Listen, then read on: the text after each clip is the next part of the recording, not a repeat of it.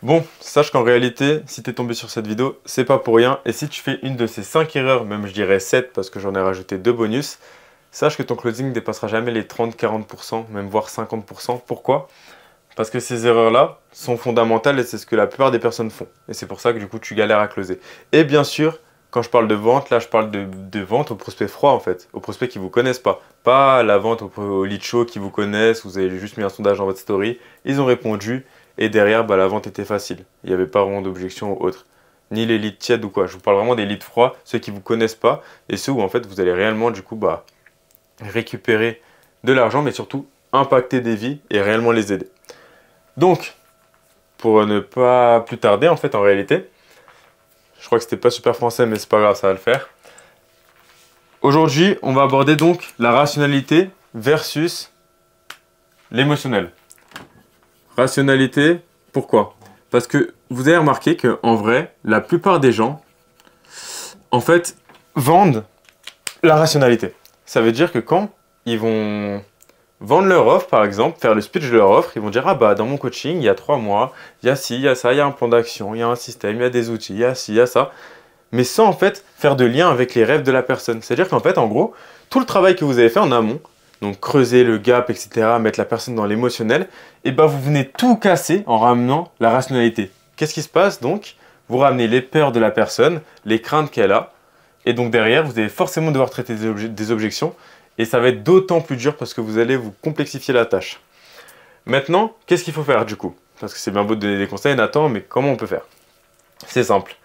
En gros, tu as simplement à lier des spécificités de ton offre au rêve de la personne. Par exemple, dire, ok, bah, dans mon offre, il y a un plan d'action donc qui te permettra réellement d'avoir un réel suivi, de savoir que vraiment je suis là pour toi, mais qui te permettra surtout d'enlever ton t-shirt sur la plage. Et en fait, vous allez jouer comme ça. Ok, il y aura 3 mois de coaching afin que tu puisses réellement, du coup, bah, pouvoir aller gérer des femmes ou alors aller gérer des hommes. En fait, peu importe en vrai. Là, je dis, il y avait la niche de la séduction, il y avait la niche de la perte de poids ou alors du fitness, peu importe. À vous de voir comment vous modulez la chose, mais si vous avez bien fait un travail de fond sur votre avatar et vous connaissez réellement les rêves de votre avatar, ce ne sera pas compliqué de lier déjà en amont le speech de votre offre et sur les rêves de votre avatar. Aussi simple que ça. Ensuite, deuxième erreur et l'erreur la plus courante, c'est justifier les prix. La plupart des gens, en fait, justifient les prix. C'est-à-dire qu'une fois que la personne va vous dire « Ah, c'est trop cher », vous allez dire quoi? Vous allez dire « Bah, ouais, mais en vrai, non, parce que regarde, il y a 3 mois de coaching. En plus, je suis là chaque semaine. Donc, regarde, en plus... » Et il y en a, ils vont limite aller dans les sciences. Ils vont dire « Bah, regarde, si on compte techniquement, du coup, ça me fait environ 20 € l'heure, vu que je te coach chaque semaine. » Alors qu'en vrai, non. En fait, on s'en fout. Si la personne vous dit que c'est trop cher, c'est parce qu'elle n'a pas vu réellement la valeur perçue de votre offre. Donc, ça peut être dû à deux choses. Soit la personne vraiment, elle est bête, on va dire, entre parenthèses, et elle voit vraiment pas la valeur de votre offre, ce qui arrive. Ou alors, en fait, tout simplement, la personne, en fait, elle est tellement sous pression, dû à l'appel, que bah, quand vous avez même fait le speech de votre offre, etc., en fait, elle a vraiment rien écouté quasiment, elle a rien retenu, mais juste, elle est restée focalisée sur le prix. Et c'est là où, en fait, il faut discuter avec elle, etc. La challenger s'il faut, mais donc, il faut pas justifier le prix, il faut juste la questionner. Ok, en quoi c'est trop cher? Qu'est-ce qui fait que c'est trop cher? Et vous demandez. Vous dites pas pourquoi, ne dites surtout pas pourquoi, parce que quand vous dites pourquoi, ça met la personne en face sur la défensive. Dites qu'est-ce qui fait que. Comme ça ouvre réellement donc le champ des possibilités, ça ouvre un champ de réflexion, pardon, chez cette personne. Ensuite, mal qualifier votre avatar. Donc, je vais mettre mal qualifié. Mal qualifier même votre prospect, en fait, j'ai envie de vous dire. Ça veut dire qu'il y en a qui vont arriver en appel de vente. Votre prospect, vous n'avez même pas sondé son épargne ou s'il était prêt à investir sur lui au R1, à l'appel de découverte, par exemple, ou alors par message. Et donc derrière, bah, vous arrivez en appel, vous ne savez pas combien il a d'épargne, vous ne savez même pas si du coup son objection sur le prix, c'est trop cher, etc. Vous aurez du mal à cerner si c'est logistique ou pas. Et en fait, ça vous met un peu dans la sauce, quelque part. Donc vraiment, pensez à bien qualifier votre prospect, être sûr que sur une échelle de 1 à 10, bah, il est prêt à s'investir réellement ou alors il veut vraiment ce changement à une hauteur de 7 ou 8 sur 10 minimum.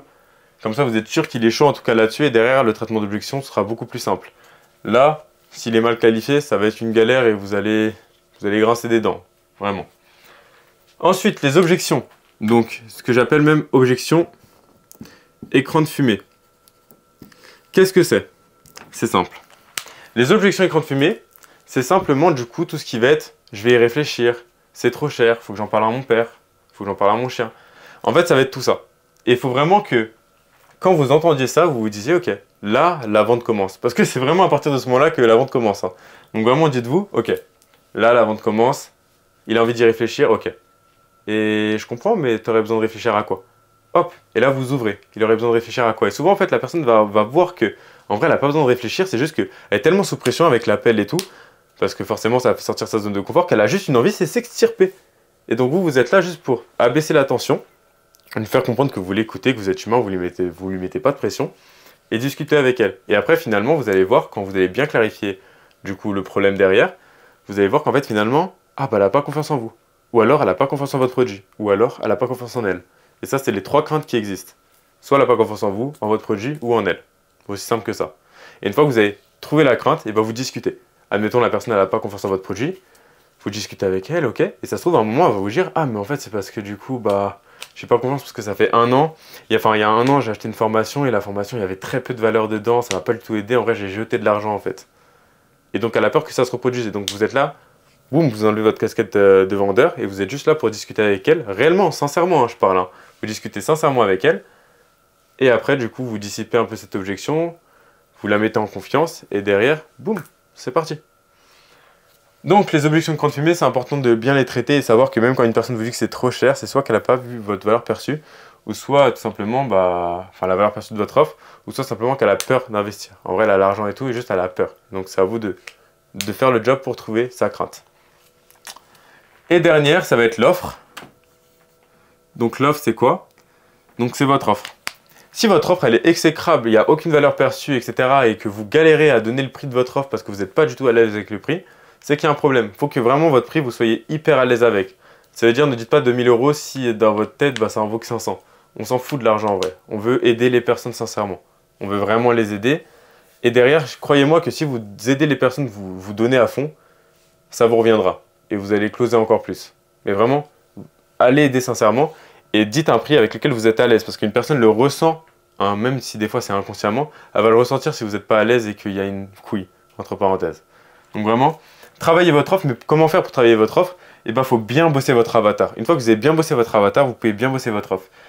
Et un conseil, si vraiment vous voulez avoir un business en béton, en tout cas des fondations en béton, ou alors bosser votre création de contenu, votre prospection, la vente, peu importe, prenez un appel avec moi dans la description, c'est gratuit. Je vous vendrai rien du tout, c'est promis, vraiment, je le promets. Ça va être 30 minutes où on va échanger, je vais te donner un maximum de valeur sur les points sur lesquels tu peux avoir besoin, donc que ce soit pour commencer le business ou alors pour optimiser le tien, pour aller plus loin, pour scale, et ce sera avec grand plaisir.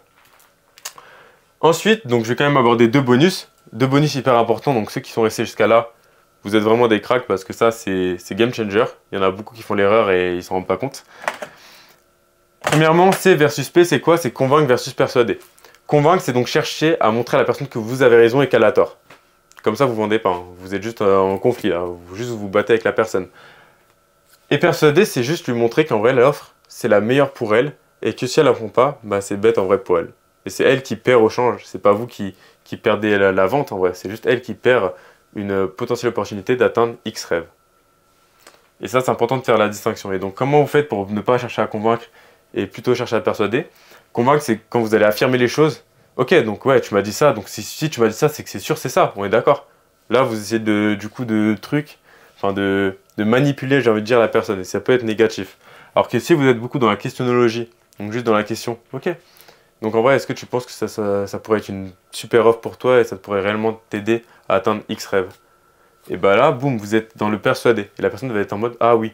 Et derrière, c'est plus facile parce qu'en fait, si la personne a un moment à se contredire, bah, il y a un biais d'incohérence qui fera que la personne ne veut pas se contredire. Et donc, si elle ne veut pas se contredire et elle a dit que l'offre lui convenait, elle ne pourra pas vous dire après, ah non, l'offre, finalement, elle ne me convient pas. Non, non, c'est pas possible. Parce qu'on a ce biais d'incohérence en nous. Et le dernier, c'est l'alerte. Waouh, pas fait exprès. C'est l'alerte. C'est quoi l'alerte? C'est tout ce qui va être sentiment d'urgence, dire, ouais, t'as jusqu'à 24 heures pour me répondre, ou il reste que 2 places dans mon accompagnement, ou alors il reste que 3 heures pour la fin de réduction et tout. Faites pas ça. Faites pas ça. Maintenant, on est tous au courant des stratégies marketing et ça fait plus fuir qu'autre chose. Vraiment, faites pas ça. Par contre, oui, cherchez à closer directement à la fin de l'appel en appel. Ne laissez pas les gens réfléchir, forcément. Mais par contre, mettez pas de sentiment d'alerte ou autre. Parce que en fait, ça sent qu'en plus c'est fake et ça sert à rien. C'est pas grâce à ça que vous allez vendre. Moi, je n'utilise jamais ça et je vends pourtant. Donc voilà. Sur ce, je vous invite à vous abonner, prendre un call avec moi si vous voulez du coup scale votre business, en tout cas aller plus loin ou surtout l'optimiser et vraiment en vivre. C'est l'objectif, que vous puissiez en vivre en transformant des vies. Et voilà, ce serait un plaisir de vous donner un maximum de valeur. Et puis je vous souhaite bon courage. Let's go!